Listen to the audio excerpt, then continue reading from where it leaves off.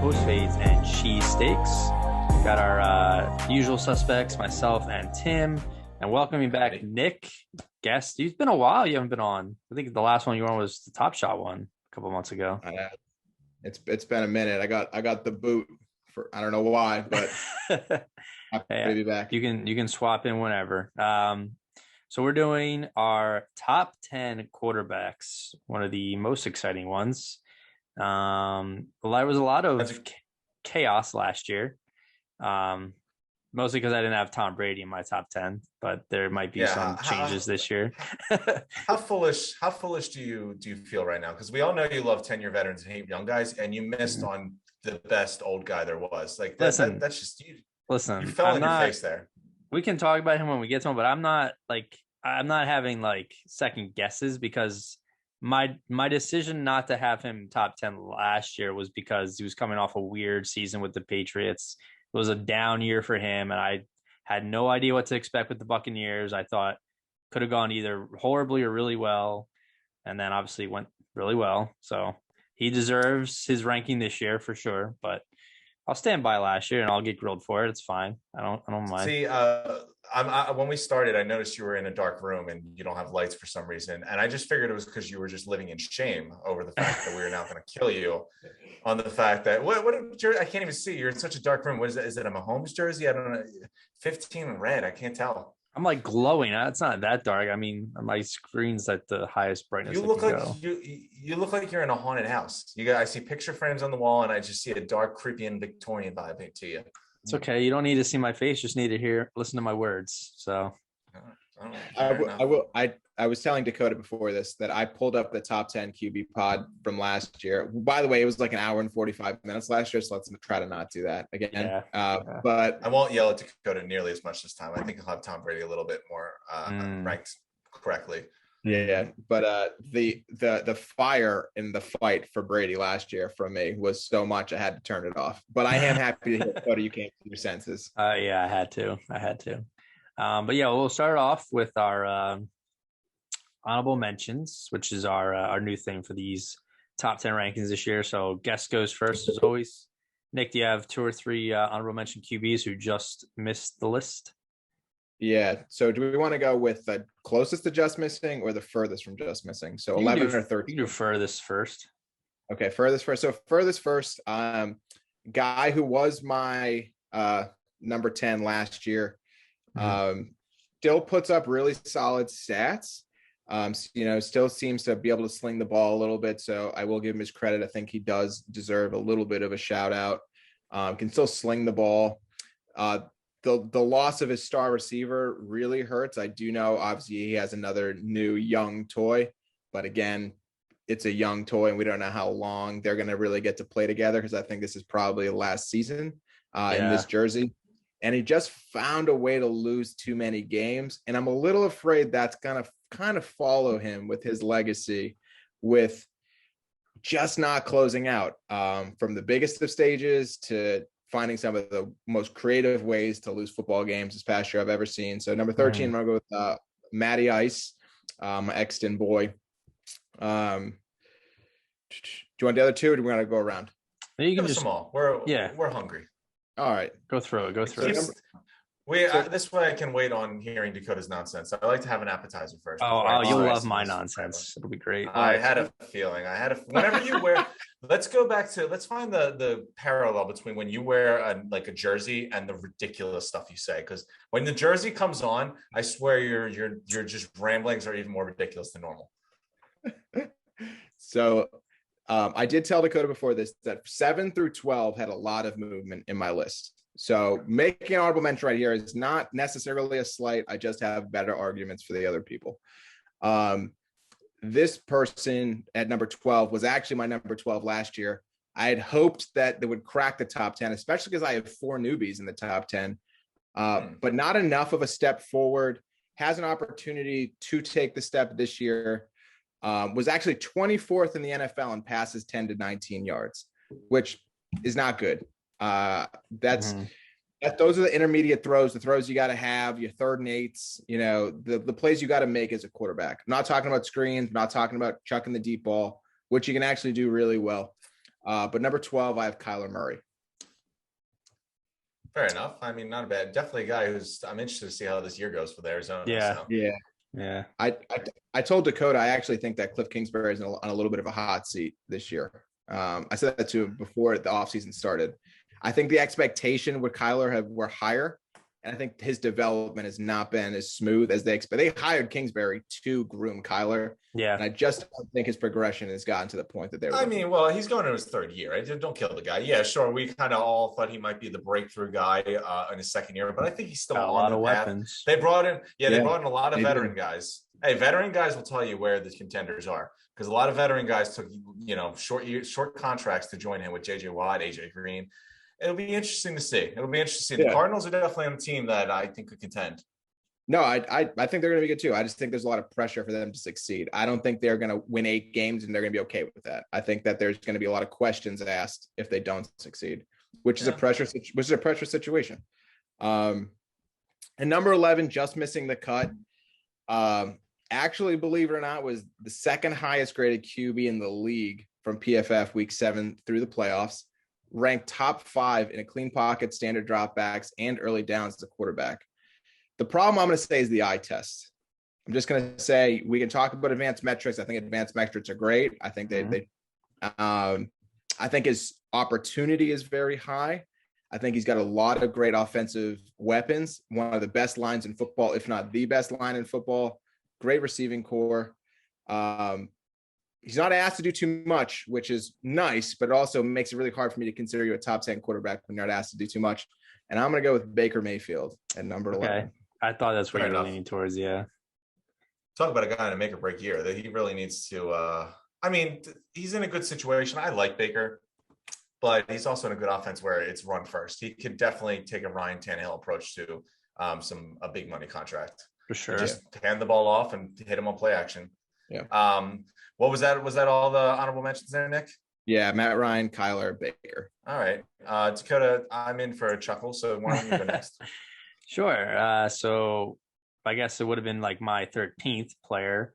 Was actually somebody I considered swapping in for my 10.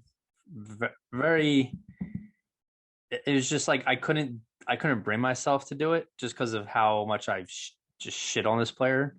But I had Kirk Cousins as an honorable mention.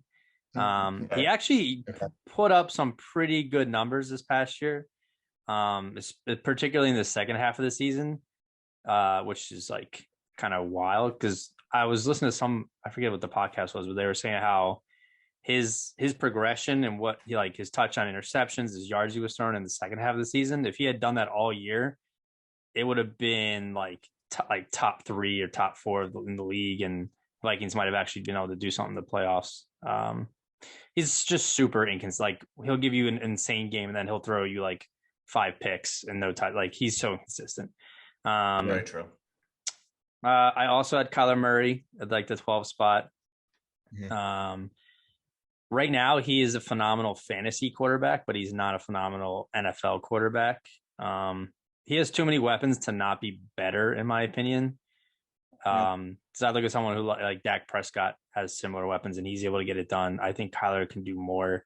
And I think he's still he's still learning, he's still growing. But like Nick was saying, I think Kingsbury's on a little bit of a hot seat here. Who knows, maybe Dougie P will come in if he gets fired and take another head coaching spot. But Dougie P is gonna pick wherever he wants to go next year. Yeah. And then here's my my spicy one that I know Tim's not gonna like, but I had Rookie of the Year Justin Herbert as my honorable mention. At 11? At 11, yeah. I go ahead. Listen, tell me something that's foolish. Look, he had a really great year, but look, Kyler was a Rookie of the Year before that too, and I didn't have him on my list. Justin Herbert had a great year, but new coaching staff, he's going to have to probably learn a whole new playbook because it's not the same people. It doesn't matter. It's an improvement, actually. I thought Anthony Lynn was a foolish head coach. And honestly, he had a much better season than Kyler Murray. They both won the same award, but don't act like their seasons were the same. Herbert's season was much better. I agree. I didn't think Kyler deserved Rookie of the Year when he won it. Of course, Justin Jefferson set records. Or I'm sorry, I apologize. I'm in the wrong year because I'm all fired up on Herbert. Dakota had a big argument about Miles Sanders that year. Yeah. Did I? It's just break it down to us really the right way. He hasn't played in the league for 10 years, so you don't like him. Not I don't like. I like the Chargers. I'm a big Keenan Allen guy. I love Derwin James.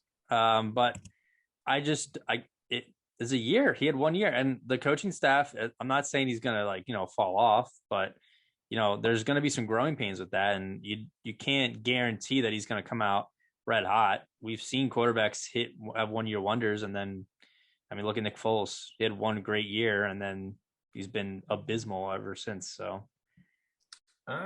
Sure. Listen, I hear you with what you're saying. I don't have to agree with it, but I hear you. Moving on to something that's more factual. Let's get to my list. So my honorable mentions, I, unlike you, don't hate players that are young and dominant. I have actually a couple of veterans outside my top 10. Of course you do. So first guy, and he's got a brand new shiny toy. He's in a great system. I mentioned earlier, my first honorable mention is going to be Ryan Tannehill. He's exactly what you want him to be in that system, and he is exactly what you think he is. We all know what Ryan Tannehill is. He's great in his play action. He's accurate when he needs to be, and he's athletic enough to, get out of the pocket. But we've seen the best of him. He's not going to get better. He's not going to win you many games passing, but with an incredible run game and a great system with good offensive line play and great weapons, he can succeed. My next guy, another veteran guy that Nick mentioned. Again, I don't know how much he's got left, but his ceiling's a little bit higher than Tannehill. But I also don't think his outlook going forward is much better. I think his team got a lot worse. But my next guy is Matt Ryan. So I went with the two veteran guys. It's probably killing you on the inside, Dakota. But I do have a couple of young guys correctly ranked in my top 10. So that's why I had to go with these guys. Matt Ryan, Tannehill on the same playing field. Like, they're not elite veterans, but they're quality, solid, borderline top 10 veterans. And they're in good situations. We'll see what happens. Matt Ryan, how ironic that Matt Ryan Tannehill's old offense coordinator is now Matt Ryan's head coach. So look at that transition. Moving on to number 10, Nick. What do you got for me? So I think you kind of set this up very nicely, Tim. I want to thank you for that assist. Dude, that's what I'm here for. I will say real quick, though, before I step in. Here we go. I had two honorable mentions that have 10 years experience. Here he's triggered. Here we go. Here we go. I'm not triggered. I just want to preface that we all agreed not to have a certain quarterback on this list. So I just want to speak on him real quick. Desean Watson, which, to speak for myself, he probably would have been top 5. Where would you have had him? I'm curious. I'm curious on the exact number because I have my exact number. I would have had him 5. I would have him at 5. Me too. I had him at number 6. Okay. I liked him just out of the top 5 and still contending in that top 5 though. I still think he's going to get better if he's not in jail next year, but who knows? So I can't say I'm optimistic about it. These rankings are mostly about what I think about them going into the season. Right. I could say I'm probably 50-50 split on jail or playing for the Texans. I don't think he plays for the Texans. I think that's out of the question. Well, he's not getting traded anywhere until this whole thing, the whole legal situation's wrapped up. Well, that's what I'm saying. He's either going to jail and he's not getting traded, or it's going to clear up and he is getting traded, but he's not playing for the Texans again. Just get traded to a different jail. It's like, honestly, the rumor mill is crazy. We have, federal prison, what do we got? Do we have Alcatraz, Sing Sing? I don't know. There's jails. He could go there, or he could go to like the Philadelphia Eagles. Wait, the way I look at it. You guys didn't hear that he's actually going to be the lead star of The Longest Yard too? I'm waiting for it. We're all as sports fans waiting to see. As all of us as sports fans are waiting to see what the verdict is, there's also a whole bunch of movie directors and producers that are waiting to see whether they have Longest Yard Part 2 coming out or not. Yeah, they always make football movies about the most random players. So yeah, it could be a thing. I had him at number 5 too. The numbers he put up last year, like, let's just take a second. He led the NFL in passing yards, and then he added another 444 rushing yards, which means he went over 5,200 total yards last year. And let's be real, that was not it wasn't like he had the Chiefs offense. Okay. Terrible team. That is unbelievable in completing 70% of his passes. And even with all those throws, he only threw 7 picks, and he was throwing a ton. He was so 70% completion. That's nuts. That's just a ridiculous season. I would have had him at number 5, like a firm number 5. Yeah. And it's sad. I went to the red carpet in Philly the year that he was drafted, and that was one of the most exciting moments of my life, getting to meet him, and met Dabo Sweeney. And I followed Desean since he was a freshman at Clemson. I almost went to Clemson, big Clemson college football fan. So the whole situation is really shitty. Yeah. But we'll see what happens. We'll get an answer one way or another. But all right, so number 10. So number 10, I think you brought him up. I think you're a little bit harsher on him than deserved, and I think that it's easy to downplay because I think the start of his career played out really poor in a poor situation. He got put into a better situation where he had weapons around him, a legit team, a legit offense. Obviously, his running back ascended to superstardom, which does not hurt. But to also be fair to him, over 4,000 total yards, over 40 total touchdowns, only 7 picks, a 66% completion percentage. He led 6 game-winning drives in the fourth quarter last year, most in the NFL. PFF actually said he grades very good to borderline elite and straight dropbacks, and I often call him Baker Mayfield plus. I think that he has a very similar Baker Mayfield situation, but he's better. I agree. Yeah. I would agree with that. So number 10, I'm going to go with Ryan Tannehill, husband of Lauren Tannehill. See, Ryan Tannehill, he's great in his role, but his role is playing football behind an incredible offensive line, the best running back in football, and now 2 number 1 wide receivers. So, yeah, I mean, I think other guys could also be successful in that system. He's very good in that system, but I feel like that's the system you need for Ryan Tannehill to be as good as he is right now. Nothing against the guy. He's quality in what he does, but let's not forget that he has got a system that's built perfectly for him. Yeah, and that's why he's 10. He's not 6. He's not 7. But he's not moving the needle, but he's on a very good team. No, but he's not hurting them. And he's coming through. I mean, look how many people have, like, I'll equate it to basketball. There's plenty of people who get a million open looks. I mean, Ben Simmons had a dunk underneath the hoop and didn't take it. There's something about actually getting the job done. Okay. I know you're set up, and that should take away some of it, but also it's like, but you're in a great position to succeed. And I can't look away from that. He is in a great position. They've built a team around his strengths. Look at Giannis. If Giannis was on a team that didn't have 7 shooters, would he be Giannis? If he had a clogged paint, if he couldn't drive to the basket 3 times a game. That's a good point. Hey, I mean, honestly, you could bring up a good point. I mean, he does have plenty of opportunities, but at the same time, you're right. You got to make the open shots. And he does, and I'll give him that. He's very good off play action. He's very highly rated. There's nothing I have against him. Like I said, he was number 11, I think, in my own mentions. I actually think it's funny because I'm going to roll right into this. My number 10 is the perfect argument against what you were just saying, Nick, because I feel like we just flip-flop guys. My guy is just, I like his situation better. He's younger and he's got an extra element to his game. My thing is, he's a 23-year-old going on his 3rd year. He's a Pro Bowler already. My thing with him is I need to see he's more of a passer than he is a runner. Because right now he just looks like a watered-down version of Lamar Jackson.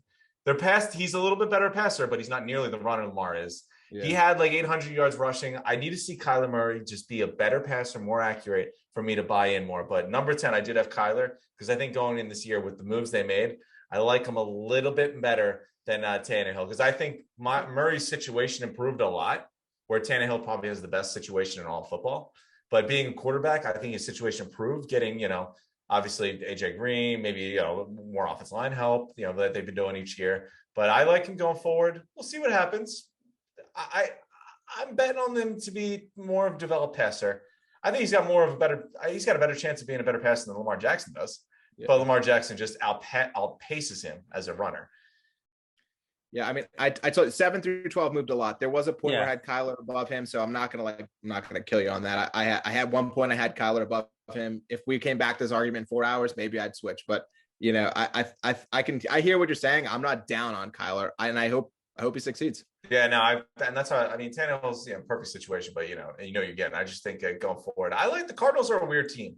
I think they are going to be pretty good. They showed a lot of promise last year in his second year. And if you asked me last year, even though they brought in Hopkins, I would have said it would have been a year too early because they're too young. They're really bad when they drafted Murray. And this is the first year with Hopkins. This year, they could make some noise. I like the defense additions. They got a lot of veterans. It'll be interesting. So, Dakota, tell me something. I've been very calm for a while. Tell me something ridiculous at your number 10. Nothing ridiculous. But on Kyler Murray real quick, I will say we were pretty on point when we did our season preview last year that we said the Cardinals are a year away and that Kyler this is going to be another development year for him. And that's exactly how it kind of played out. I think this year they can make some noise. Yeah. And I think for them to have finished in last place going 8-8, and he's the second best quarterback in that division. Well, probably not anymore, but he was last year. I just expected more, more surprises maybe. But yeah, this is a very important year for him and the Cardinals. So we'll see what happens. But I do have a Kyler Murray jersey because he helped me win my fantasy league last year. So I considered wearing that, but put on Pat Mahomes, so he might be on my list. We'll see. We couldn't tell. You were sitting in the dark, so I've still been trying to figure out who that jersey was. But my number 10 is a guy that you both already mentioned as your honorable mentions, and Tim, you actually hit on one of the positives that I find about this quarterback, Mr. Matt Ryan at number 10. Okay. So the fact that he's a 10-year veteran, was that the point that I hit on that you really enjoyed? No. He was number 8 for me last year, so he dropped back a little bit. And two things you point out, Tim, you were right, but you missed out on the flip side of those things. So he lost Julio, but he gained Kyle Pitts, right? Mm-hmm. Arguably the most talented offensive player in the whole draft. I hear you there. We're not going to compare Kyle Pitts to Julio Jones. We're talking about a first-round Hall of Famer and a first-round pick. I like Kyle Pitts, but we're not going to talk about them as the equal comparisons. This was a negative for him.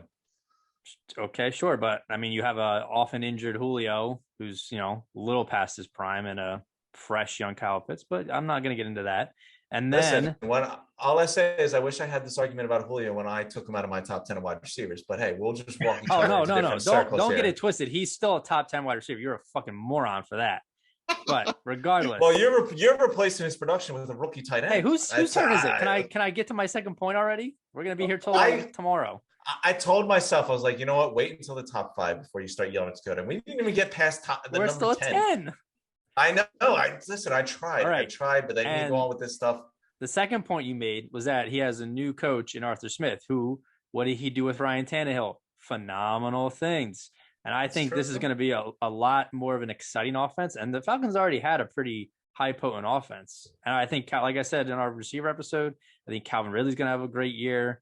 I think Pitts, we'll see how he does, but he's still going to be on the field. He's still going to command people to check on him. So we'll see. I still think he's still worthy of top 10. I wouldn't mind, him being 11, 12 and you switching in Kyler or maybe even Justin Herbert at 12, but I think he's a solid at 10 there. So Nick, who do you got at 9?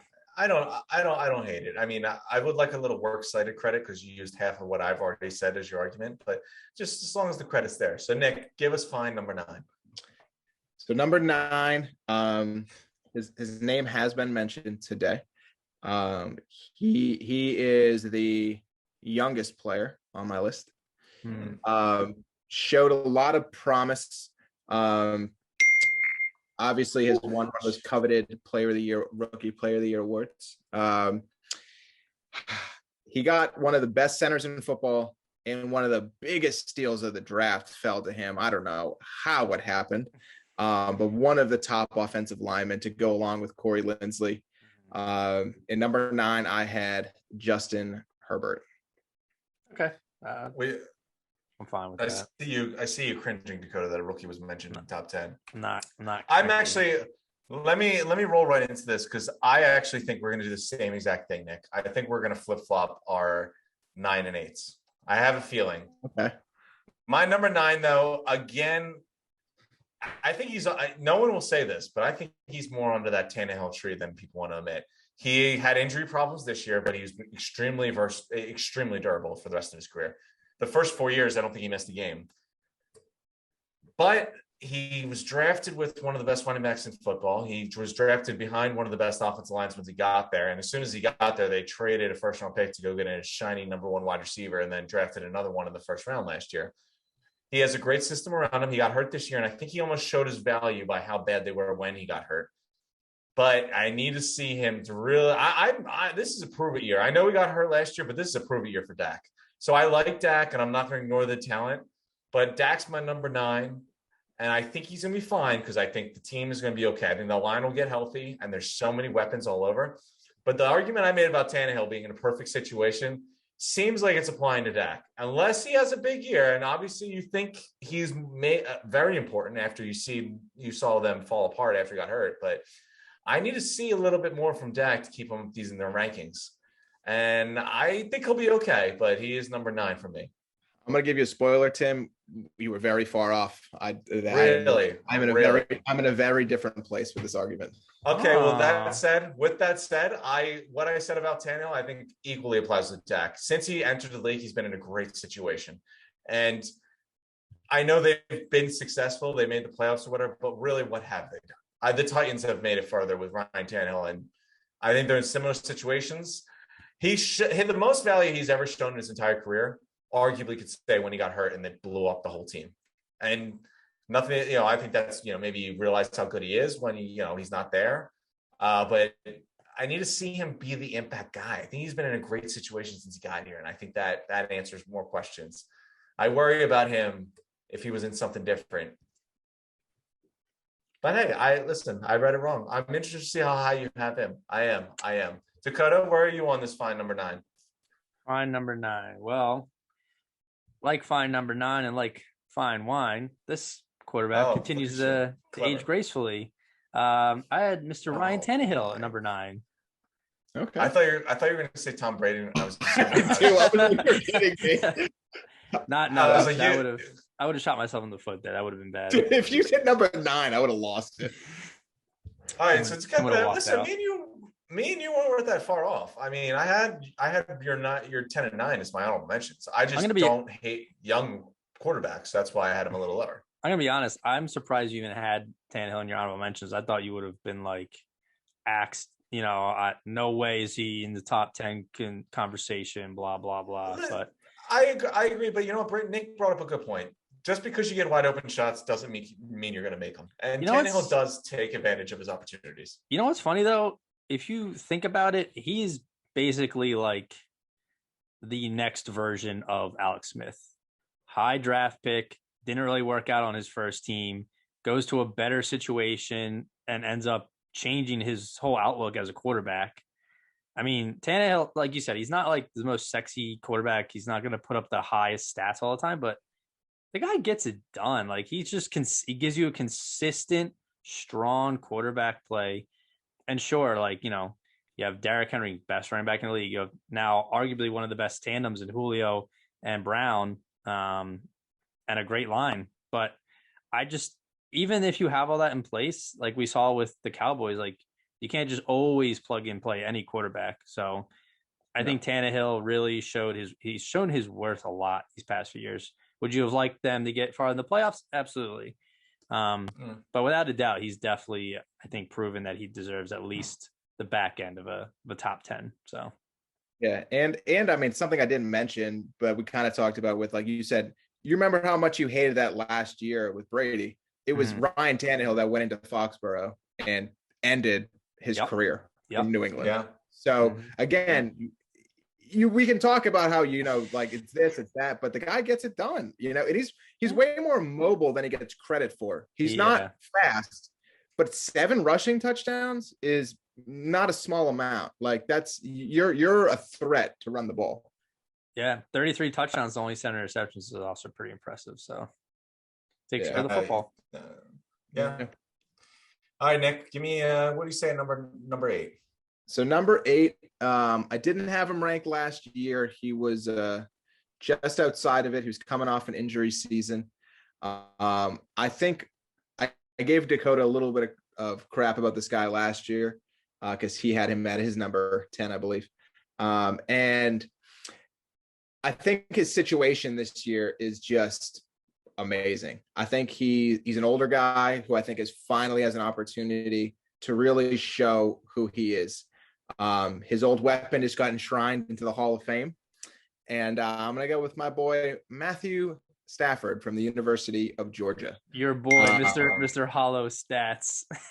Mr. Hollow Stats. I think he has an opportunity this year with the Rams, and that's why he wasn't in my top 10.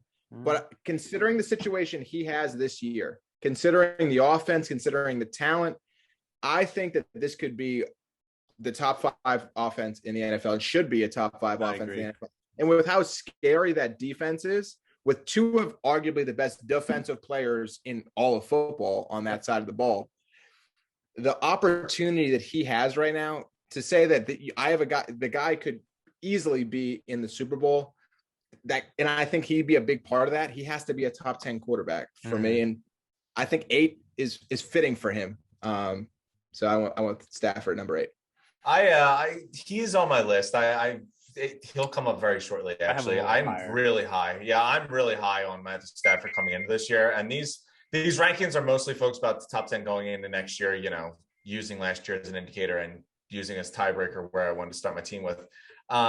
Stafford, I think, is in a great situation. I think big numbers are going to come. I like the coaching staff. He's going to be around. There's a lot of skilled players there, so I love Stafford. My number 8, and it's actually funny because I'm my deciding factor here is. My number 8 is a guy that Dakota hates. It's Justin Herbert, rookie coming off an incredible season. I don't hate but him. now that I know that Nick has Dak ranked so high, like I put Herbert over Dak because I looked down at the numbers and I was like, I think Herbert's rookie year is better than any year Dak's put together. His 31 touchdowns Herbert thrown this year was more than any season Dak has ever thrown. His 4,300 yards, which Justin Herbert threw this year, was better than every season Dak's had except one. And that was the league that was the last 2 years ago. And I think he led the league in passing yards. But he played behind one of the worst offensive lines in football. And Nick, you even mentioned they picked up Lindsley and they drafted a steal, which I couldn't agree with you more. I love Justin Herbert going into the next season. I think that he succeeded and balled, quite honestly, in his rookie year. And his situation just got so much better. His offensive line is immediately significantly better than what he was dealing with his rookie year. He's very poised. He's a 4-year starter, or he's a 4-year guy. He stayed in college his senior year when he could have came out early his junior year. I think he's going to be a baller. Keenan Allen is a number 1 wide receiver in every sense of the form. I think he's got weapons. Austin Eckler's one of the best pass catching running backs. I think this is going to be a big year for him. And like I said with Dak has been in the best situation you could dream of. Herbert was put in a tough situation, a really bad situation, and he's thrived. And that's the only way to put it. I don't know why Dakota's foolish and didn't put him in the top 10. I know his ceiling is just going to keep on growing. He was a top 5 pick or top 6 pick, I think. But now you're wanting to think this is probably a perennial Pro Bowler every single year. He already won Offensive Rookie of the Year, which we've all mentioned in previous arguments pretty much. But I think he's going to be great. And I did put him up a little bit ahead of Dak because his situation's a lot worse, and he put up arguably better numbers than Dak has ever put up. I think those AirPods are a little shoved too deep in your ear. I said he was 11th on my QB ranking, so just missed top 10. He wasn't top. Oh, okay. All so right. 11 equates to me saying he's horrible and I hate him. God, it makes sense. Okay. I like poking the ginger bear. But you made a nice little transition, a little segue for me there, Tim. My number 8. Oh, look at you, butting the line. I love it. No, you're number 8. Tell me. Yeah, my number 8 is Mr. Dak Prescott. I can't believe I'm saying this, but you're so wrong that Herbert is already better than Prescott. Prescott's never thrown 31 touchdowns in a year, and he's been in the league 5 years, and Herbert, better than 4 of those 5 years in passing yards in his one season. You tell me where I'm wrong. Didn't you say that the Chargers don't really have a line, so they didn't really have too much of a running game, so Herbert probably just had to throw the ball a ton, maybe. I don't know. You know what? You can't put everything in the pat. I mean, Matt Ryan finishes top 5 in passing yards every year, and he's not in your top 10. So, yeah, but you know what? Here's the thing. Here we go. Yeah, I think Elliott's been the greatest compliment to Dak yet. I think Derrick Henry has revitalized Ryan Tannehill's career. Mm-hmm. I think having an incredible run game helps you more than hinders you. Sure, Justin Herbert didn't have a great run game. That's because his offensive line sucked and his running back stunk. Austin Eckler's great at catching the ball. He's not a great runner. Give him a running game. He would love that. You're going to tell me having a running game is going to hurt him? It hurts your passing stats. Yes. That's such a silly thing to say. If you have a running back rushing for 12, 13, 14, 1,500 yards, that's yards you can't pass. So, yeah, it is going to hurt your passing yard stats. When you have a running back, you can only catch the ball. Yeah, that's going to help your stats. When you're Dak, who has Zeke, who has 13, 14, 1,500 yard seasons, you can't throw those yards if you're running them. So, yeah, that's true. Passing yards are lower. And even with that, Dak has a season where he threw 4,900 yards. I'm not sitting here saying Justin Herbert's throwing a 5,000 yard season. I'm not ready to say that. Here's the thing, though, and I couldn't agree with you more. The situation does help passing yards. But how about the fact that his 31 touchdowns that he threw this year as a rookie is more than Dak has ever thrown in his entire career? It's the same thing. The same thing. No. You can't throw a touchdown and rush a touchdown the same drive. If you're 10 yards away from the end zone, are you going to hand it off to Zeke, or are you going to try and throw it to one of the receivers or tight ends? What are you going to do? I'm going to hand it off to Zeke. I would do whatever's the best option to go forward. And, when you have Justin Herbert, who's an actual – well, listen, does that help if you want to put up a little play action in the red zone? Probably. But when you're Justin Herbert, who has a booty-ass offensive line, no running game at all, and you still find a way to throw for 31 touchdowns, that's impressive. Because of those reasons. Whatever. Regardless. We're done with Mr. Herbert. The only thing I want to say to you is Zeke has 46 rushing touchdowns in the seasons he's played with Dak. Austin Eckler has 1 in last year. So how many? I can't take that against the guy that their offense is scoring because they have one of the best running backs in football who finishes the drive. The guy I compared Dak to was Tannehill, and I find it hard to believe that Zeke's going to hurt Dak, but Derrick Henry's just increased Ryan Tannehill more than we've ever dreamed of. The running game helps your quarterback. Stats. Sure, your stats. And you know what? You're right. Are we ready to say that, Justin Herbert's ready to throw 4,900 yards? I don't know. Probably not. I mean, I don't know if he's there yet, but he threw for 4,300 yards his rookie year, and that's a hell of a rookie year. I'm assuming he's going to get better. This is the end of the argument. Ryan Tannehill threw 3,800 passing yards. If he did not have Derrick Henry rush for 2,000, do you not think he could have thrown for 4,600? He couldn't have got 700 more yards if they'd run for 2,000. Because you know what? If I didn't have to stack 9 players in the box to stop Derrick Henry, Ryan Tannehill's not throwing for 3,800 yards. Check yourself there. If he had a 1,000-yard back instead of a 2,000-yard back, so a guy who can still run, who keeps you honest, he couldn't have made 700 of those yards up. No, because you know what? 9 guys are in the box to stop a 2,000-yard rusher named Derrick Henry. There's a reason Ryan Tannehill's career was resurrected when he went to a place where they had a great offensive line and a great run game. There's a reason that Dak has been so successful because he went into an incredible situation with an incredible run game and a great offensive line. I want to see how he does it when times are tough, when the line's not that good and you're struggling, a.k.a. what Justin Herbert just did his rookie year. All right. Which is wild because you were that proven by 1 year so far, yet we've had all these quarterbacks prove themselves year after year. But whatever. Listen, you're sleeping. Nick's, you know what's good? You're sleeping on Herbert. Nick's a little too high on Dak. That's where I'll leave because I have nothing wrong with where Nick had Herbert. I didn't see Dak this high because you're going to have Dak in front of some other guys. Stafford's one of those guys that I definitely wouldn't have had Dak in front of him. But I think you have a couple other guys that I'm curious. So I just don't know. Give me your next guy. How can I be too high? How can I be too high on Herbert when he had 1 year and he's getting a whole new coaching staff? Like that's very valid. Because he was only in the NFL for 1 year. So when he succeeded in that 1 year, that's pretty impressive because that's batting 1,000, which would be the greatest batting average in the history of the Justin Jefferson is going to have 1,600 receiving yards every year of his career, right? That's how this works. Tim, this is a really bad transition because we killed Dakota on my number 7 last year, and he took quite a dip. So at number 7, let me hear it.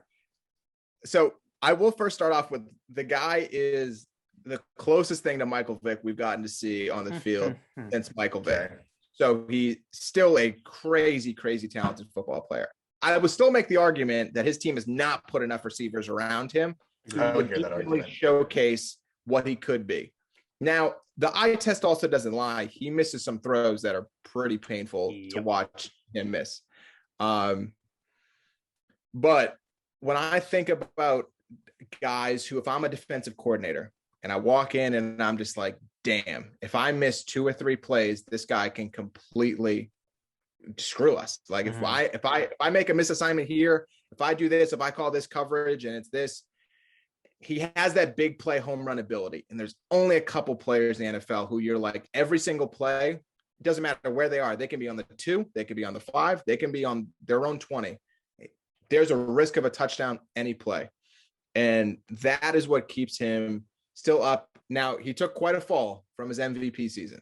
It was quite a fall. Yep. And Dakota, I know we killed you on him last year, so I'll give you your flowers here. You did that once again. I'll give you a little bit of there. Number 7, I got Lamar Jackson. I also had Lamar Jackson at number 7. Wow, look at that. That's I don't have Lamar Jackson number 7, but he's not far off. So I'm not going to kill either of you. I agree with that. Mm-hmm. Nick, my biggest argument is I'm still not putting Dak Prescott ahead of Lamar Jackson. And I know Dakota will probably stick. I just, there's absolutely no way. But you have to get past the fact that he's a Cowboy at this point. Trust me. You know what? I moved past it. Listen, I'll save it for when I do Lamar Jackson. He's not far off the rankings. So I'll save it when we do that. Nick and I have Lamar. So real quick on him. So my biggest thing with you guys last year is I had him at 5 and you both had him, I think, at 3. And deservedly so, he was the MVP. Yeah. But I was just like, I think that was his peak. Like, I can't see him doing that every year because defenses are going to adjust. He's not going to be able to sustain that kind of play. And we saw him take a drop off. And I mean, he's still a top 10 quarterback. Like, don't get it twisted, but he definitely was struggling. I think he'll bounce back based on, they got him a couple more receivers, not quite the ones you would want to see, but they retooled it a little bit. He's got a strong tight end, solid running game. They just really have to continue catering to his strengths, like think run first. And my biggest concern about him coming out of college was that it scared me as a quarterback, and not in a good way. He scared me because I didn't think he was consistent enough, missing open receivers, just not accurate. His deep ball is so hitting miss. But we'll see. I think he'll rebound. I think he'll continue to be a top 10 quarterback, but there's definitely a lot to be desired in his throwing game for sure. So I'm gonna rapid fire real fast at you. So my number 7 is a guy that Nick already mentioned. I don't think you actually mentioned him yet, Dakota, and he's been in the league for more than 10 years, so I would assume he's probably in your top 3. But he's a guy, I'm not going to lie, I liked him a lot, loved him as a player, always drafted him in fantasy, always my guy. I thought he was always a great quarterback, borderline extremely good, great quarterback. Mm-hmm. He just, oh man, now that the Browns are successful or like they're good, I can't think of a more futile, just loser organization than the Detroit Lions. So I could never actually hype myself up. I know, his boy went into the Hall of Fame this year, and his boy, I think, is one of the greatest wide receivers I've ever seen with my own 2 eyes. But you know what? I could never actually get that excited for him because he still played for the loser Detroit Lions. And now he's out. And I saw Sean McVay take Jared Goff to the Super Bowl. He had the most exciting offense. Before coaches were, young, hot, and sexy and on the top of, the SBs and TMZ and all that. Sean McVay was the guy that introduced us to that. Matthew Stafford, my number 7, is going to have a year. I love him in this situation. Cam Akers hurts the injury, but I don't think it's going to hurt the offense. They're going to throw the ball, and they're going to throw the ball more. They have a ton of weapons. They're not number 1 guys. None of them are going to be nearly what he's had with Calvin Johnson, but they're solid guys in the role. And they've been in this system for a while. They're just literally taking the same system, same coach, same players, removing Jared Goff and bringing in Matt Stafford. I think he's going to have a great year. But I did want to roll this one right into, and no offense to skip you, Nick, but my number 6 is the guy you just talked about, so that's why I had to do it. I went with Lamar at number 6. Okay. He's, I hear what you guys are saying, and, I never want to admit that Dakota was ever right because I think he's wrong most of the time. But he has not developed in the passing game. I'll give you that. He dropped off just because his MVP season was the most incredible playmaking season I've ever seen. Like just what he was doing on a week-to-week basis was incredible. But here's the thing. Yeah, he didn't develop as a passer, but he is the greatest running quarterback I think the NFL has ever seen. At this point in his career, I think he's already the greatest running quarterback ever. I wouldn't argue against that. If you're the greatest ever at something, it doesn't matter what it is. You can look at any position. You could be the best pass rushing D tackle, but stink on the run defense. You could be an incredible, run blocking guard, but stink at pass blocking. If you're the greatest ever at one aspect in NFL history, which Lamar Jackson is as the mobile running quarterback, that is something to be special. That is something that, is an elite characteristic. And that's why he's number 6 in my rankings. And I'll dip back because until Nick reveals where Dak has him, Dak doesn't have a single elite characteristic or skill about him. Lamar Jackson does. Sure, it's not the leading, skill set for his position. He doesn't throw the ball very well, and quarterbacks throw the ball. But he is the greatest running quarterback in the NFL history. So he is an elite player in the fact that he has an elite characteristic or skill he can bring to the level, regardless of where he is in other areas. Yeah, I mean, interesting. I feel like if we had done this 15 years ago when we were children, Mike Vick, we'd be saying the same things about him, phenomenal playmaker, but he needs to develop as a passer. And eventually he did, took him a little while, but I mean, with the Eagles, he was more of a passing quarterback than a runner. So there's time. To be fair, though, Michael Vick was a little too ahead of his time. I think the times have matched up with Lamar Jackson's skill set. Don't get me wrong. I don't know if he would be the same player if he was on a different team. The Ravens are a perfect team for him. They love to run the ball. They have a strong stable of running backs.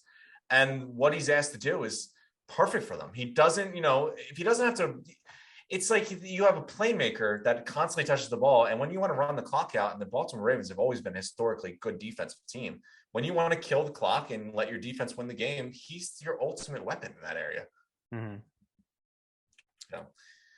But we got a number 6, Nick. I know I skipped you, but we tied in too well. When you transition smoother than butter, you got to hop on it. Oh. No, I felt that was fitting. That was fitting. I won't get upset. And I'm not. I'm not going to tease you any longer because this is where here he is. I've been waiting. This is where he falls. You know what? I see the same vein. You have the same vein as Dakota. When I yell at him and he's just triggered, he's waiting to yell about something.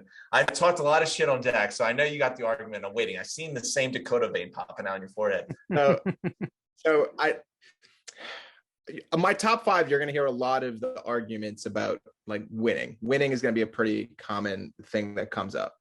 And while correct, Dak doesn't have some of these things we talked about. I would argue he should have been Rookie of the Year, which would have been the same exact award that Herbert won. So you wouldn't have been there. Do you know what Dak?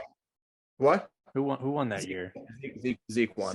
That's crazy. Same award, not the same year. Just because you win the award doesn't mean your rookie year was the same as Justin Herbert's rookie year.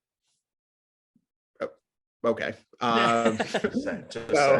So what? But within his first 3 years, okay. So should have won rookie of the year in my eyes. Yeah. I agree with you there. His first 3 years, he led 14 game-winning drives, most by a quarterback ever. So came into the league, wasn't even supposed to be the guy. Justin Herbert was drafted to be the guy. Dak Prescott was a 3rd-round pick who came into camp as QB3. Okay, I think it was a 4th. So what? Yeah, he might. Yeah, pick. Yeah, he was a 4th-round pick. So you're talking not a Herbert who came in, give you the offense. Here's the playbook. You're the guy. Call the team. He came out. It was like Tony Romo injury. Here you go, Dak. Figure it out. Mm-hmm. Goes in, steals a job from one of the highest paid analysts ever, freaking Tony Romo. He's awesome. He's awesome as an analyst. He is awesome as an analyst. But goes on first 3 years, wins 14 game-winning drives in the 4th quarter. Then he has his MVP caliber season, 4,900 yards, which with a running back who ran for 1,400 yards is unbelievable. Like a lot of yards. That's ridiculous offensively. Last year was on pace for even better.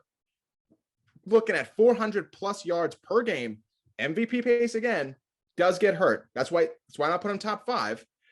But this guy is consistently year over year over year. He's either put up crazy stats, and sure, you want to knock a little bit of he has a great situation. A little bit of the Ryan Tannehill argument. Also the situation of like, can I blame Steph Curry that he's on a team where he gets to shoot the ball as much as he can? Like, no. Sometimes you're in a situation that allows you to be great. That doesn't knock against you. It's the same thing I said about Brady when he went to the Bucs last year. He's in a great situation. You said, well, what about this? And what about, it doesn't matter. He's still got to get the job done. And like Tim, you said, he wins Super Bowls. There was only one quarterback who won the Super Bowl. There's only one. He won the Super Bowl. So when you look at the stats, the wins, the pacing, he's still young. I mean, he's going on 28 years old, and he's already shown so many things. Now, sure, is the health a concern? These precautionary MRIs, don't love it. I don't.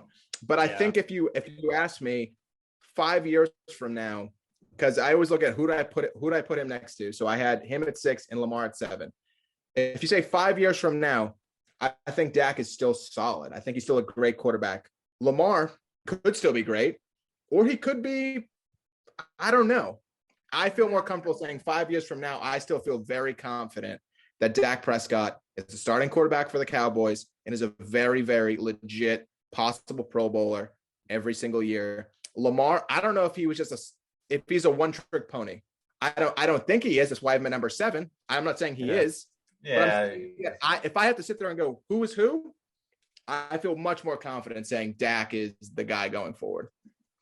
I mean, listen, I've been waiting for this argument. I still stick back to my point where Lamar has already shown his ability to be an elite, best all-time, running quarterback. So I think that skill will keep him very relevant and very good for the next couple of years.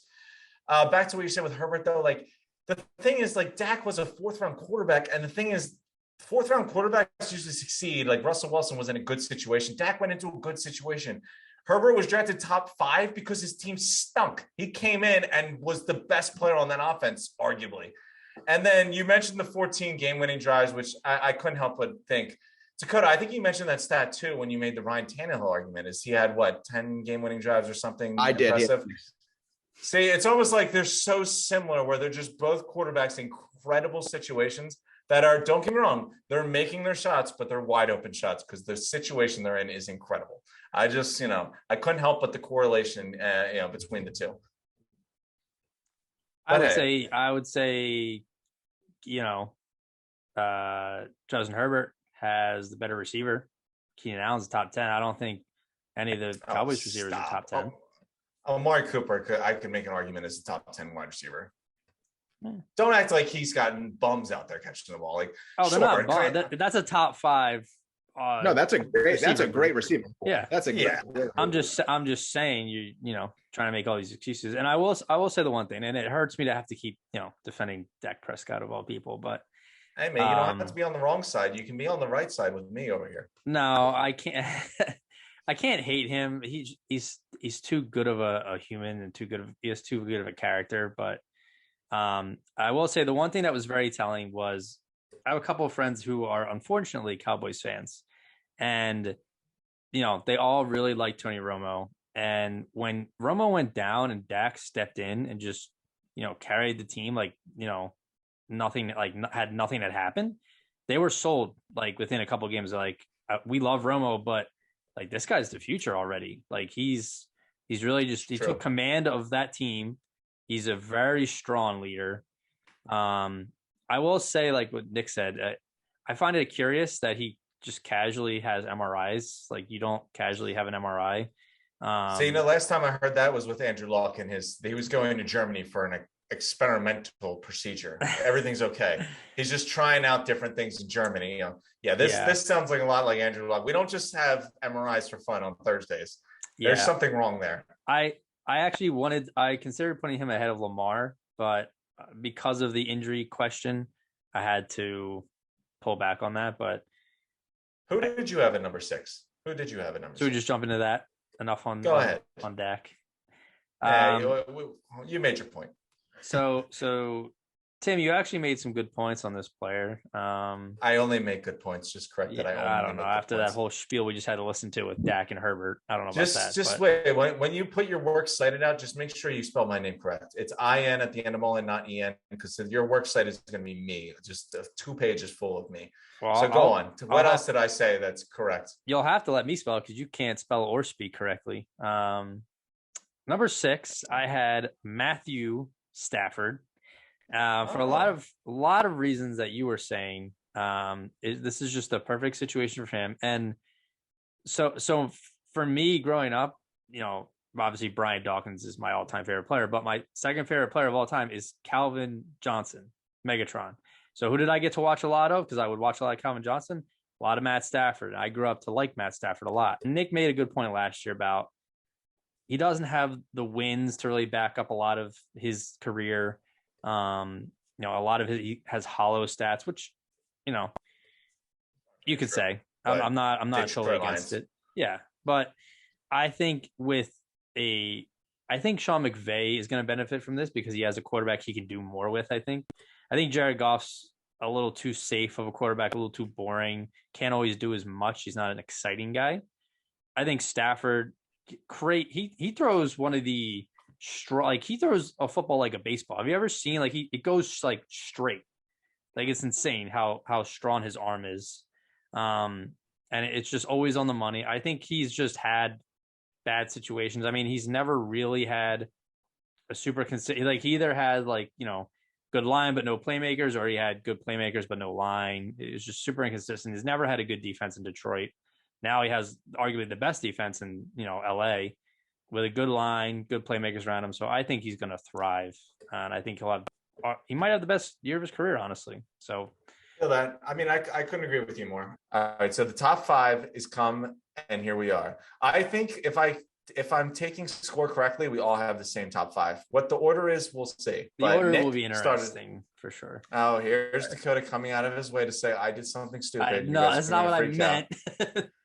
Oh, trust me, I've done enough episodes with you to know what that means. We'll see. So Nick, everything will fall after Nick says his 5. So we'll see what happens. Go ahead, top 5. All right. So at 5, I'm gonna take a little bit of the Dakota approach. Just a little bit. Phenomenal season. Okay. But I'm not gonna act like it wasn't the biggest shock in the NFL that he had the year that he had, which gives me a little bit of pause because it makes me wonder how repeatable it is when you go from a guy who is like a turnover machine to an MVP caliber season. And he just got the bag. He just got $250 million. And if there's one thing that there's 2 things I always say it's very, very hard to be hungry after is Super Bowls and big contracts. Fair enough. And it is very, very hard to come back as hungry as you are.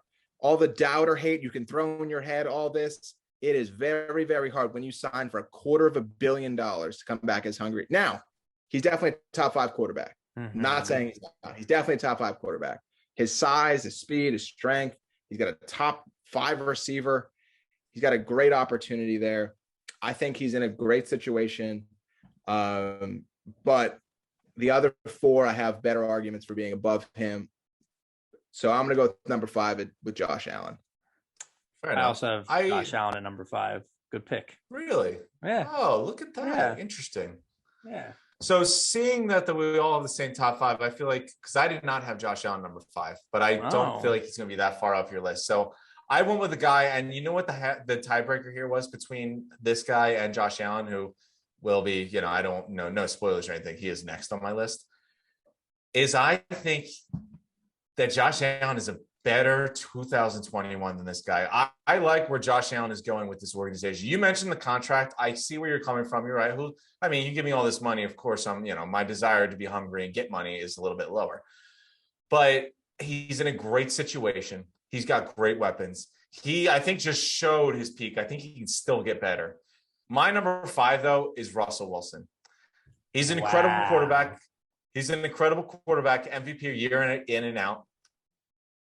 I worry about his future.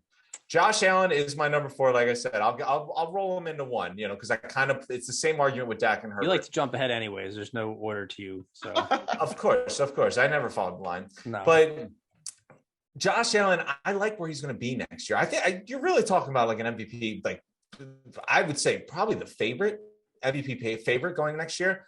If you want to say Mahomes is fine, but the only guy I'm listening to is Mahomes is better favorite, and that's just because it's Mahomes. But Josh Allen's in a great situation. He's got a great stable of wide receivers. He's got a solid offensive line. The run game is a little weak, but the coaching staff's incredible.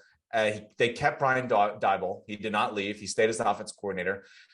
Russell Wilson's in the other boat. He's a 7-time Pro Bowler. He's over the age of 30. He's looked really good. His team is no longer really good. His team is working things out. His offensive line is pretty bad. Carson's solid, but the running game isn't that great when you don't have blocking. He's got 2 stud wide receivers, but again, the offensive line's bad. He went out of his way to even mention that his offensive line stinks. Most quarterbacks buy their offensive linemen Rolexes and tablets. Russell Wilson spent this summer saying if he was traded, if he was interested in being traded, a big if, it would be because his offensive line stinks. But I went Russell Wilson here. And then Josh Allen is obviously number 4, just because I think Josh Allen's in for a hell of a year. I like the Bills a lot, and I like him as an MVP favorite. Yeah. I'm in the same boat as Nick with Josh Allen. Here's the other thing. So here's the other thing. All right, just go ahead. Josh Allen. I'm sorry. I try so hard when you start talking. No, you don't. I try so hard. I try so hard. Saying it's more important. Russell Wilson is incredibly durable. He's played every single game he's been a part of, and he gives you that rushing element, which is very impressive. Josh Allen had 631 rushing yards this year. I think he's been the leading rusher on his team for the last 2 years. Russell Wilson had the 1 year going 849 yards rushing in 2014. But since that, Josh Allen, his 631 rushing yards he had this year is better than any other year Russell Wilson's had. So he gives you that rushing element that Wilson gives you. And he's got a cannon. They both do, but Josh Allen really improved a lot as a passer this year. Don't quote me on this, but I'm 90% sure that Russell Wilson has the highest win percentage of any quarterback in his first 9 seasons in NFL history. Yeah, he has a lot of those. Like, a lot of records. I named a lot of them last year. He has a lot. Yeah. But hey, to go back into the Dak argument, when you're drafted in the 4th round, you're usually in a better situation than when you're drafted top 5. That has nothing to do with it. Matt Flynn was supposed to be the starting quarterback for the Legion of Boom. We're not talking but about then Russell Wilson beat him out. We're not talking about no. Yeah, I mean, just say being in a good situation helps, and I don't think that situation is as good as it was before. And I think Josh Allen's in a much better situation, so I like his future. What was the Chargers' record? Since you keep bringing up Justin Herbert, since he's so good, if he was so good, they would have made the playoffs. Well, he's a rookie. Where'd they go? 7-9, 6-10, or something? 7-9, 6-10 sounds about right. Okay, so he wasn't really winning them games; he was just putting up good stats. Is what you're telling me? No, wait, hold on, time out. You did not just use the argument they didn't make the playoffs because he was a rookie, right? When you've been killing Dak this whole year, when they won the NFC East, Dak's rookie year. You talking about me? No. Tim's been all over this. Oh, well, Herbert was a rookie. They couldn't make the playoffs. Dak brought them to the playoffs that year. No. Well, my argument was that Herbert's a top 5 or top 6 pick. He went to a bad situation. Dak went into a great situation. He had a great offensive lineman. He was drafted with Zeke won the rushing title his rookie year. That was the first year he got there. They had a solid defense. They were a much better team than what Herbert walked into. So, of course, yeah, it's easier to take your team that was borderline playoff team. I think they may have even been in the playoffs last year with Romo, and Dak brought him in. Instead of Herbert taking a team that was one of the worst in football and made them 6 wins, 7-team solid team. This is the same tangent we had last year when we kept bringing Brady back into the conversation when he was already passed. But so I feel like who we got at number 4? That's what I want to hear. I'm not done with Josh Allen yet. Here we go. I like the one thing the Bills social media team pointed out that so his past 3 seasons he's improved an average his passing yards have improved an average of 1,235 yards each year, and so they did a projection. So by 2027, he's going to be throwing for 13,000 yards a season. But sounds pretty accurate, to be honest. that's the one thing that I think is just so impressive and it came on early in the year too, that he was just a different player. And I don't know if it was in parts just to find Diggs, but I love that bromance that they're having right now, and it's such a good tandem. But for Josh Allen to just progress like that, like that's exactly how you want your quarterback to like. That's such a natural progression. Like obviously, if you can get lucky, they'll play super well their rookie year, or they'll catch fire their second year. But to go from like rookie, you make your mistakes, you kind of learn your way through the NFL. Second year, starting to put the pieces together. Third year, Pro Bowler, possible MVP. That's a huge trajectory. That's a great trend upwards. So I don't know if he'll be MVP discussion again this year, but he's definitely cemented himself as a top quarterback in the league for sure. Oh, I think he's the favorite for the MVP. There's another guy who we haven't mentioned yet who's pretty nasty, but fair enough. So, all right, Nick, what do we got at number 4? So number 4, we've talked a lot about this guy. One of my favorite guys as a person and as a football player. And while you said most quarterbacks buy their linemen Rolexes, this guy actually bought his lineman Amazon stock, but nobody talks about that. He threw his offensive lineman under the bus publicly, so he's the one talking about that. Listen, he didn't come out and have a press conference to say I bought them all on Amazon stock. He said I need a better offensive lineman, or I want to be traded to Chicago. That's what he went out of the way to say. He didn't say that, Chicago, but though. He definitely didn't say I have a great offensive line. He definitely said we need to improve there. All right, let's get back to the actual point. So go ahead. He is a winner. The dude has won a ton of games. You can go through the winning percentages. Most wins through the first 2, 3, 5, 7, whatever seasons. I think the future is a little bit uncertain for him. I think that he currently has the best wide receiver tandem in the NFL. And I think that he's the type of guy who can dictate where he goes next. He's not dropping into some 5-win team. He's a guy who, if he leaves Seattle, he's going to a good opportunity. And I have no doubt that he could go pick a new destination and compete and have a very, very good chance of bringing that team to a conference championship. He's been doing it for a long time. He's, I would say, the most elusive, best scrambling quarterback who actually throws the ball, not scramble to run, but scramble to throw that I've ever seen. I think his ability to break tackles, he's got this Houdini, this magical, the play is never dead. I think Carson Wentz thought he had a lot of Russell Wilson in him, and that bit him real hard.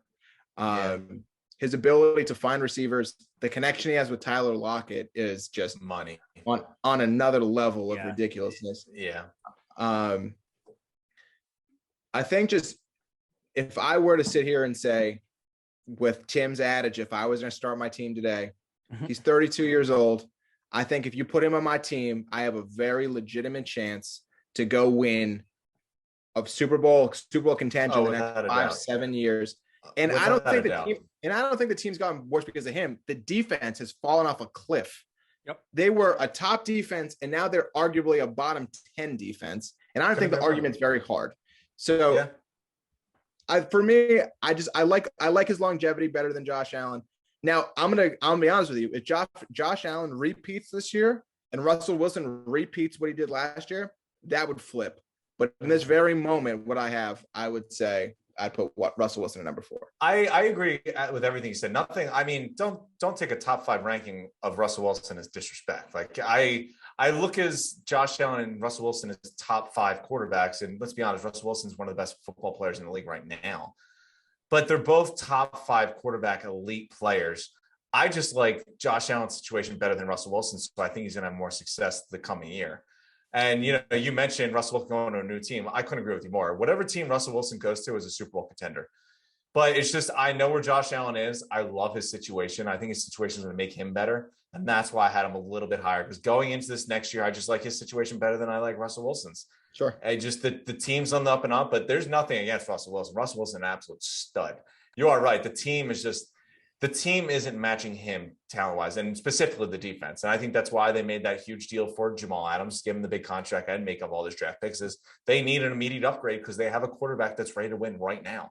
And that's the hardest thing to find. But then, yeah, they're both top 5 quarterbacks, elite players in the league. It's just I like Allen's situation next year better than Wilson's. Sure. I understand. He is awesome, though. He's so good. He's been great. And he's so durable. He's never missed a game. And the play, like the thing is, everyone craps on the run quarterback because they just can't stay healthy. Russell Wilson's been healthy every single year he's been in the game, and he has been the pinnacle of a scrambling quarterback. You couldn't have dreamed of a better scrambling quarterback. And the knock on him was he was too small, which was durability concern. He's so good. Like a top 5 ranking is no disrespect. It's just the 4 guys I have in front of him are all in situations where I can pretty much guarantee success next year. And at least the year after that. But Russell, they're in for a weird time because this is the transition period. He already made things public this offseason. If they're not good this year, those rumblings are only going to get louder. But hey, Dakota, we've filled up most of the time to make you look smarter than you are. What is your number 4? I think they're fair points on Mr. Danger Russ Wilson. I'm a little higher on him. He still has a lot left. He's still in his prime.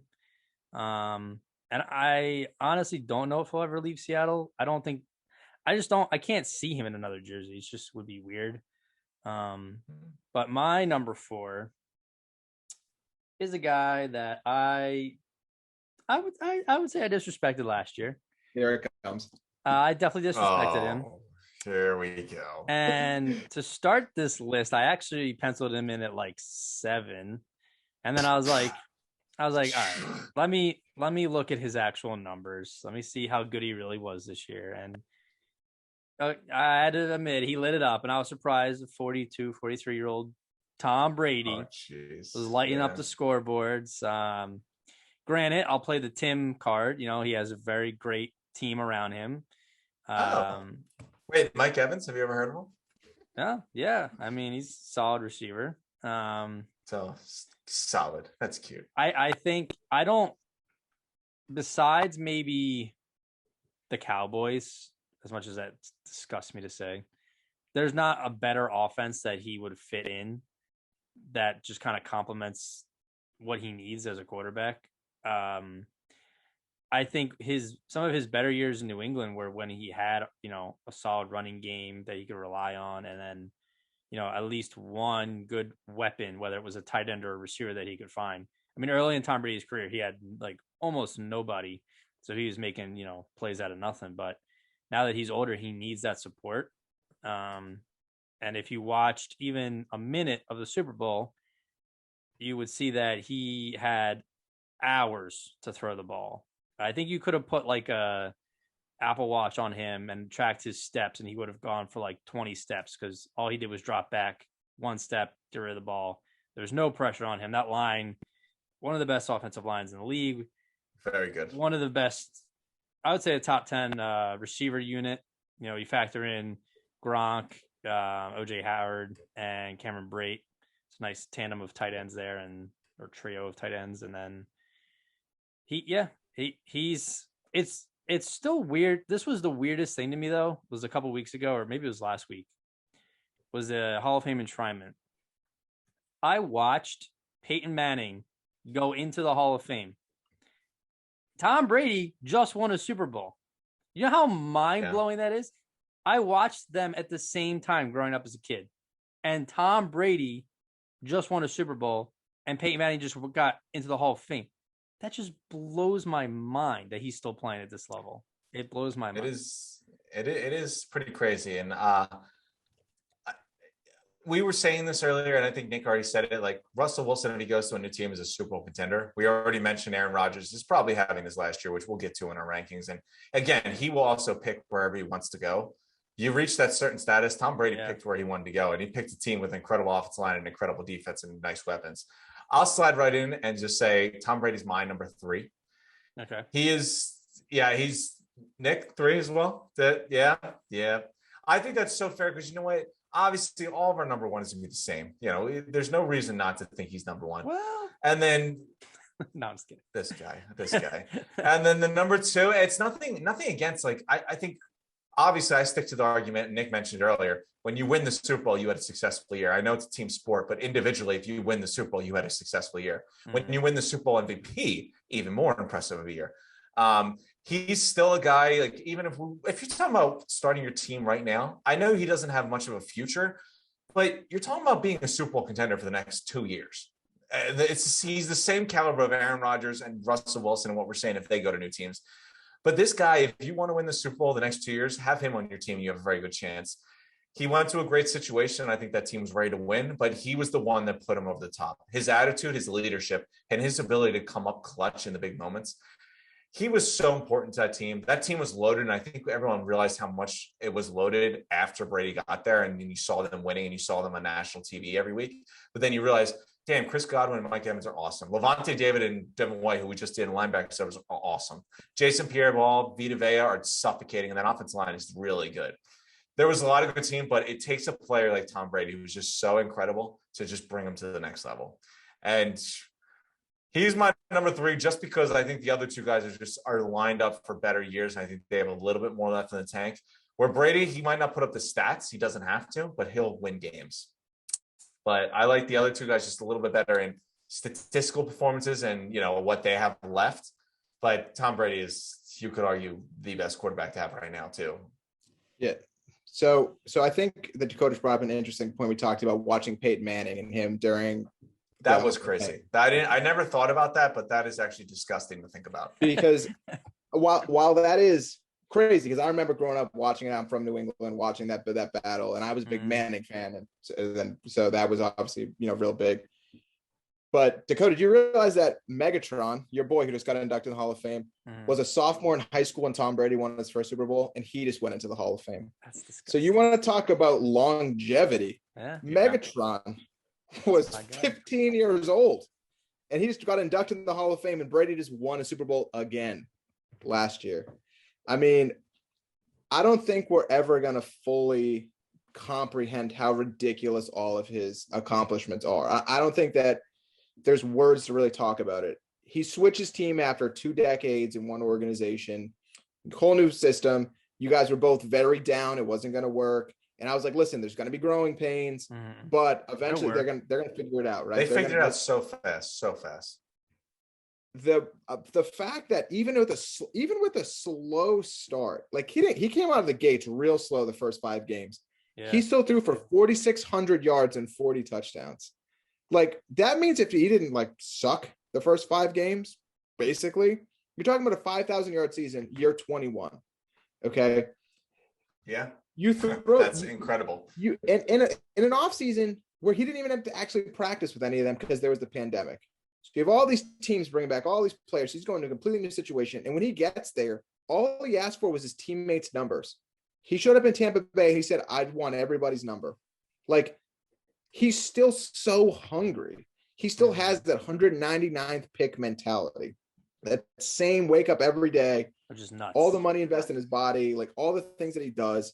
It's just incredible to watch. I mean, it really was. It was one of those things where I was like, you know, if he goes to Tampa Bay and he wins, I might have to buy a Brady jersey. And honestly, I might buy one just to frame it, just to be able to look back and like just remember what I got to grow up watching. I mean, 2001, I was 8 years old. Like I was in the 3rd grade, you know, watching this guy win the Super Bowl. Now I have a kid and another kid on the way, and I'm still watching him watch Super Bowls. Like, good point. It's just amazing what he's done. I don't think we'll ever be able to fully comprehend what we've got to witness. Just incredible. But he's bringing back all his entire starting offense. So he could throw for 5,000 yards at almost 45 years old. And man, would that be insane.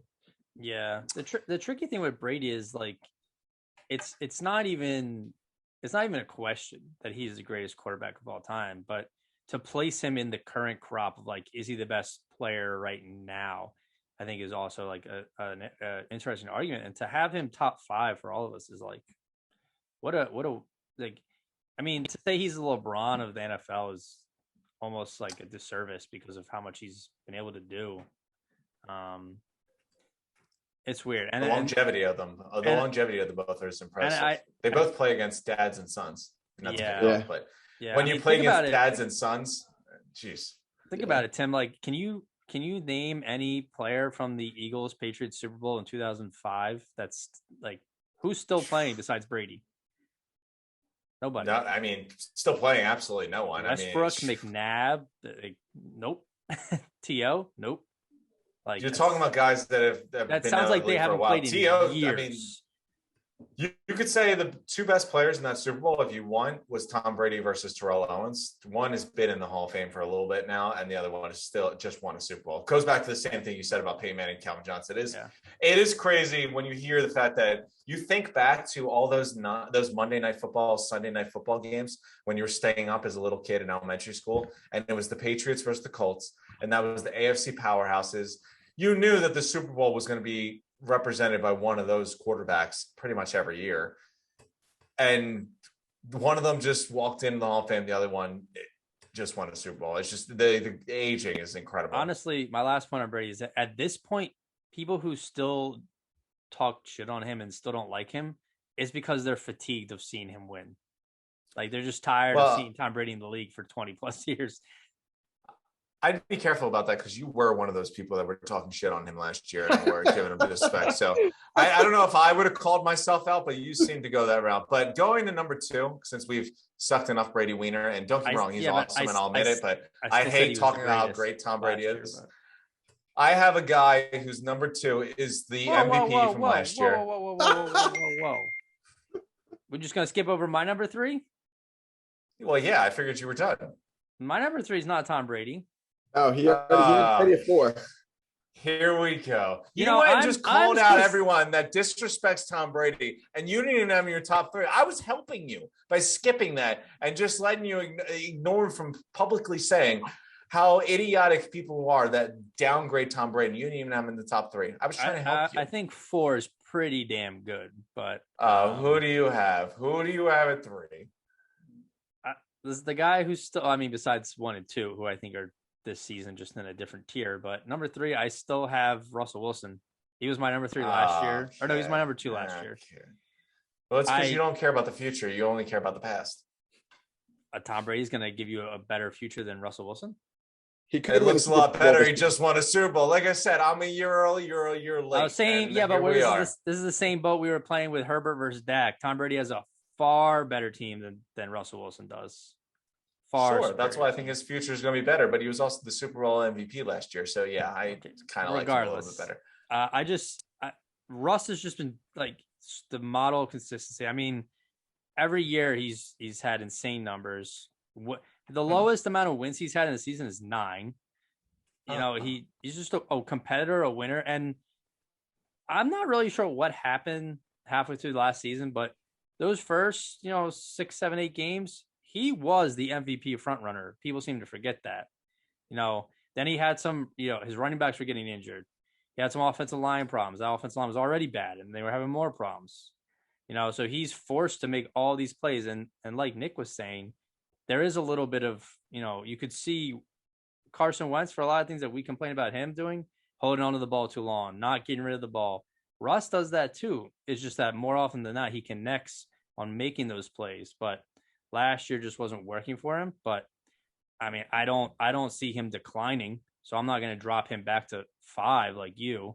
I still think he's one of the best quarterbacks in this league, so I'm comfortable with him still at 3. We've already established that I'm a year early where you're a year late, so that's why I have him at number 5, and I don't like his future as much as you do. Tom Brady's 10 years older than Russ, right? And you know what? I like the fact that Russ has a Super Bowl ring, right? You seem to love people who have Super Bowl rings. Really? You want to throw that? All right. Does Josh Allen have a Super Bowl ring? Yeah. Does Tom Brady? Does Tom Brady have a Super Bowl ring? Yeah, that's fine. But I'm saying that's who you have, Russell Wilson. I do have a legitimate question here because Dakota, you bring up an interesting point about age and rings. Yeah. Do you honestly feel that there's a better chance that Russell Wilson gets another ring before Tom Brady? Because I don't. There's no way. I don't. If we were doing our season preview, I probably, like, as of today, I would say the Buccaneers are the favorites to win the Super Bowl. But I'm saying, based on, I don't see Russ dropping off in 5 years. I see Tom Brady dropping off in 5 years. There's no way he's playing till he's 48, you know. I see Tom Brady being better in the next 2 years than Russell Wilson. I in the next 2 years, I see Tom Brady being better. I don't. And there's you started no. You there's started no way they your keep, argument. There's no way they keep that Buccaneers team together for the next 5 years. There's no way. I see. I'm going to be honest with you. I see 2 more Super Bowl appearances, and probably at least one of those 2 is a win. Yeah, you started your argument with saying Russell Wilson is the model consistency. Tom Brady has been the model consistency where he's at the Super Bowl pretty much every other year. I don't know how to understand what you want more consistency-wise. Sure, in the next 5 years, do I want Tom Brady? Probably not, because he's going to be playing 2 of those years and probably lose a Super Bowl and win a Super Bowl in those next 2 years. But Russell Wilson probably won't even get to the NFC Championship game in the next 5 years. So what am I really bouncing this off of? 2 years of incredible Tom Brady, or 5 years of, divisional round playoff exits by Russell Wilson and the subpar Seattle Seahawks?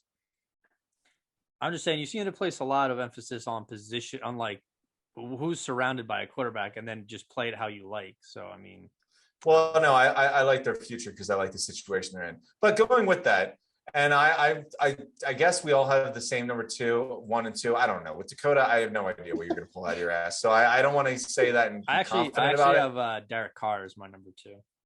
I thought Wentz was your number 2. There we go. Oh, stop. Carson Wentz is number 1. Derek Carr's number 2.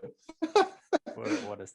So I gotta. All right. I will say what I had at number 1 and 2. You just tell me if I was wrong, and then we'll throw it back to Nick and let the guest wrap it up and with his first breakdown. But I went with the former MVP, the current MVP actually, Aaron Rodgers at number 2, and then the guy who's probably going to be number 1 for these rankings for the next 10 years, Patrick Mahomes. Any disagreements, Dakota? I'm waiting. You think I would put on a Pat Mahomes jersey and not have him number 1?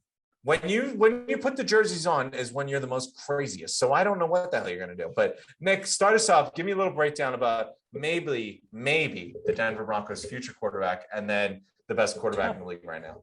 So I will say I was very, very shocked with the year that Aaron Rodgers put together. Obviously, I was high on him. The year before I had him at number 5. I think I counted him out a little bit too early. I thought he was kind of getting a little. And I was like, I think I've seen the best of Aaron Rodgers. The year he put together last year was just. I mean, you want to talk about accuracy? 71% completion percentage, 48 passing touchdowns. Add another 3 on the ground. That's 51 tutties. Only 5 picks. Only 5 picks. All that. Like, he had such an incredible season. And there was so much hype around the Broncos going to trade Pat Surtain and 4 first-round picks.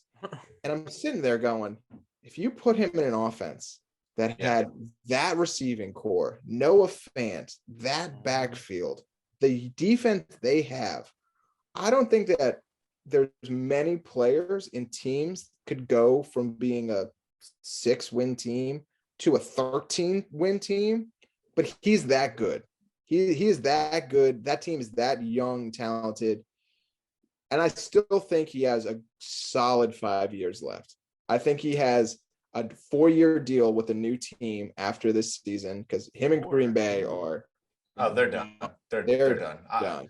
I couldn't agree with you more. And we mentioned this earlier with Russell Wilson and Tom Brady. If you put them on new teams, they're Super Bowl contenders immediately. If you put Aaron Rodgers on any of the teams in the NFL, they're Super Bowl contenders because they're on it. I am curious to see I think he's going to be great this year. I think he's going to give it everything he's got it for 1 more year with the Packers, and they're ready to win. He's not an idiot. He knows that this team is very good and this team could win a Super Bowl. I think he goes out. He has a great year, but I do think this is the last year with Green Bay, so I'm interested with his future. Where their number 1 guy, who I feel like we just probably the shortest case and argument can be made for the number 1 guy, because we're just not interested, just because it's so obvious. He's so good and he's so clearly the future of the NFL. And he lost the Super Bowl fine, but he's still back-to-back Super Bowl MVP. He's awesome. He's going to continue to be awesome. What do you want me to say that you don't already know about Patrick Mahomes? You've heard everyone talk about how great he is for the last 3 years. I can't really tell you something new. He's just incredible. Already right now, he's on a Hall of Fame pace. How every elite player always has a moment where they make a play where you're like, I will never be able to see you and not remember that moment. In the Super Bowl, he's scrambling out. He is parallel to the ground. Yeah. Throws a ball to the end zone, hits his man in the chest. Guy drops the ball. But I'm sitting there going, there's nobody else on the planet who could make that throw in a Super Bowl on 4th down, being chased for your life, other than that guy right there. And it didn't end up in the glory, didn't end up in the touchdown to this, but there was just that moment where I'm like, you just did something I will never see anybody else do. And that was truly amazing. I said this last year when we did these rankings. When you talk about quarterbacks that have been regular season MVPs, Super Bowl MVPs, and have a Super Bowl win, it took Mahomes 3 years to accomplish that. It took Tom Brady 8 years to do that. It took Peyton Manning 9 years to do that. It took legends like John Elway 16 years. It took Joe Montana 11 years.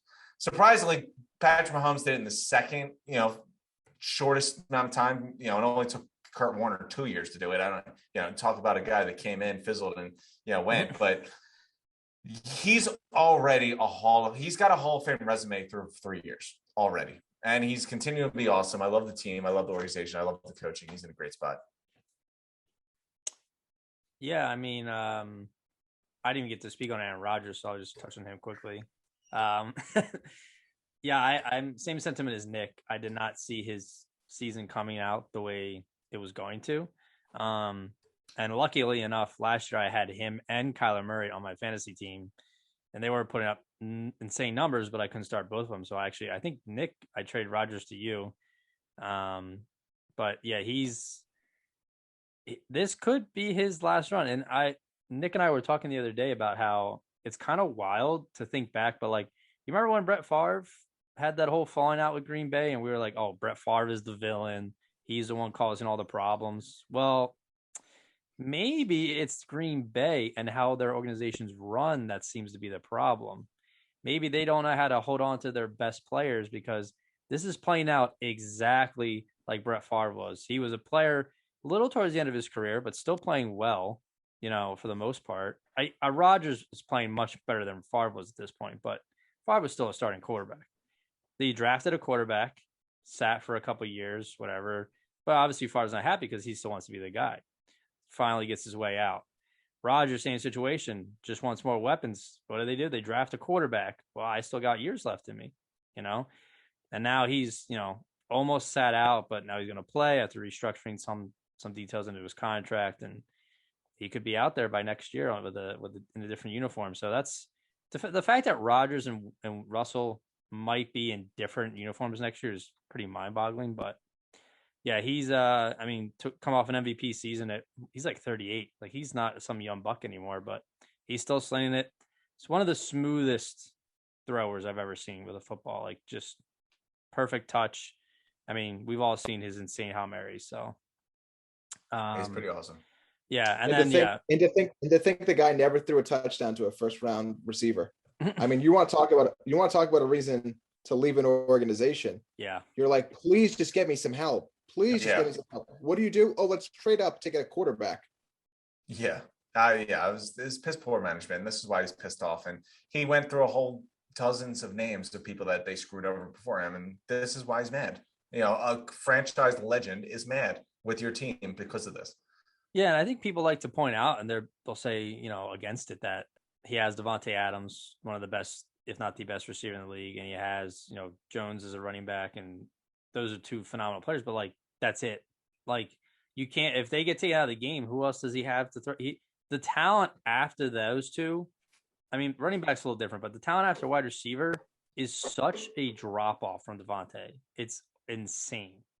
Like, they don't have a bona fide number two. Really don't have any good slot guys. I mean, they bought Randall Cobb back. Tunyon is just a touchdown machine, but he can't do anything else besides catch 10-yard balls in the end zone. Is that trait though? We'll see what happens. Trait. But yeah. And what really, like, I think pushed it all over the edge was Brady first year with the Bucks. Yep. He was like, I want Gronk, I want Antonio Brown. Mm-hmm. What do? They bring Gronk out of retirement. They make a trade with the Patriots. in the preseason, Bruce Arians, like, we don't have room for Antonio Brown. We don't have room for Antonio Brown. He's not going to be in our future. Yeah. And then, Brady was there every day. I need this guy. I need this guy. What does he do? That's not an easy signing to make. There was a lot of cloud around Antonio. If that doesn't work out, that blows up in your face. If he goes, gets arrested with you. I mean, he was on like a weird road at that point. Now we're past it, and he had like a rehab year, so people don't really talk about it. But that was not a sexy signing. That was like you guys signed Antonio Brown after this past 2 years. Right. Like, that's trust. Bruce Arians had no reason to trust Tom Brady. But that organization was like, you know what? We brought you in to be the guy. We trust you. What more did Aaron Rodgers have to do for Green Bay to get that type of respect? That's true. I mean, their top 10 pick they used on an offensive lineman. They drafted Tristan Wirth, who protected Brady incredibly. And that's probably a Brady pick. But again, that's what it takes to sign these guys. You got to be foolish if you think that Brady was coming to a team where he wasn't going to have control over certain things. These picks, what you're saying, signing Antonio Brown, getting Gronk, drafting an offensive tackle in the top 10, those are decisions that Brady makes because that's why he signed with you.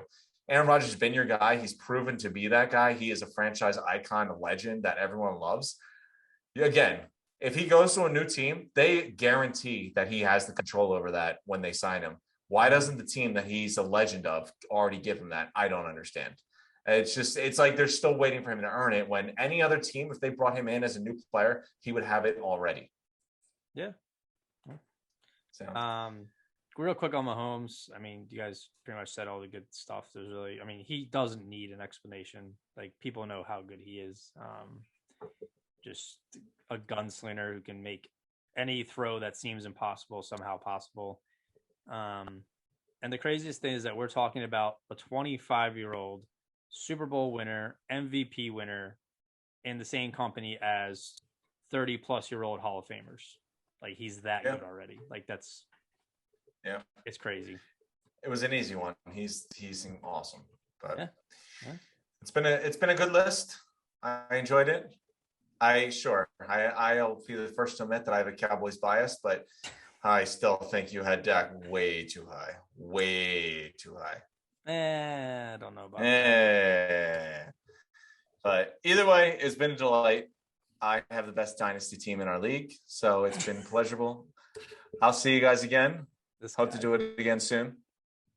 I don't know. Dakota, give us a little send off. Dakota, give us jingle the beard and say goodbye. I don't know. After all this Prescott and Herbert madness, I might have to kick you off the podcast. I don't know. We both know that would be a bad decision. All right, Nick, thanks for coming on. Always a pleasure. Great to talk with you. Dakota, I will suffer through another round of your nonsense later. All right. Peace out, everyone. See ya.